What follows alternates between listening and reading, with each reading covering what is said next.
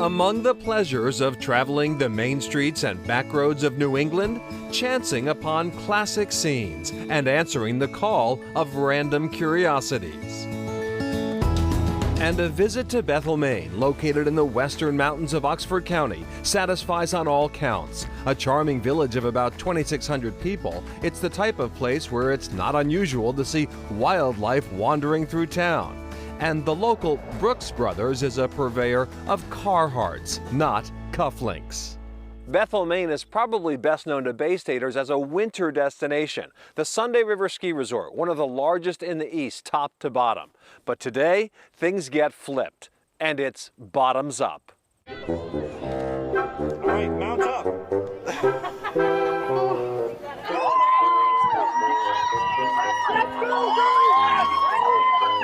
What? You're not familiar with the competitive sport of wife carrying? Welcome then to the North American Wife Carrying Championship. This event has been going on since 1999 at Sunday River, and it tasks couples with completing a 278-yard obstacle course with 3 hurdles. Couples vault, slog, and scramble their way to glory. Winners qualify for the World Championship in Finland, epicenter of competitive wife carrying. So what's your strategy? Strategy is... Or is there not one? You know, the strategy really is just to shut down the frontal part of your brain, right? Just get into caveman mode. Full disclosure, Jesse Wall and Christine Arsenault are not married. Modern wife carrying boasts an open-minded, enlightened view of marital status, as well as gender fluidity. We're 2-time champs. We've taken second 3 times and third place twice. Okay, why? Why would you do this? I think it was probably like started early for me. Growing up here locally, you know, holding on to like electric cow fences for fun, you know, that kind of thing, like ice water soaking in January, you know, that's the kind of stuff you gotta like, right? Yeah, it was totally right. Last year, these grizzled vets weren't particularly worried about their opponents in the finals, a couple of randos from Delaware, off on a weekend lark. So we're like, hey, we're close enough to take a drive. Let's make a weekend out of it, have fun, enjoy this really wild activity that we're kind of well suited for. Yeah, we are well suited for it. 3, 2, 1, go! But Olivia and Jerome Ream surprised themselves and shocked the wife-carrying world, withstanding a furious final push by Wall and Arsenault in the mud pit. Olivia's backside navigation, a crucial asset? My head's facing down, but I can like hear them, and I hear them jump into the water behind us, and I'm like, they're here!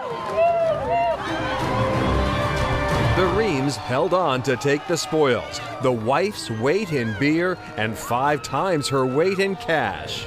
We'll be back a bit later to see if the Reams can defend their title against 20 other hardened competitors. For now, it's off to the remote Grafton Notch. A short drive north of Bethel, Grafton Notch is a wild, unpeopled place, which makes what we find out here on this lonesome stretch of road all the more puzzling. But it's perfect. It's just so genuine and magical. The Puzzle Mountain Bakery, just your average random pie stand out in the middle of nowhere. It's really unbelievable how it's grown. Ryan and Devin Wheeler bake their fruit pies every morning in the kitchen down the driveway, up to 30 flavors, as well as whoopie pies. Customers pay on the honor system. Theft isn't too big a problem, at least from the upright. We do truly lose more to the animals than the people. Yeah. Bears, raccoons, the worst is if you get a really smart crow that figures it out. Oh, yeah. They're almost unstoppable. Surprisingly, bears are extremely well-mannered. When it comes to the pies, they really just take one, go run off, eat it in a safe place, come back, grab another one. They're just very gentle about it, so we appreciate it.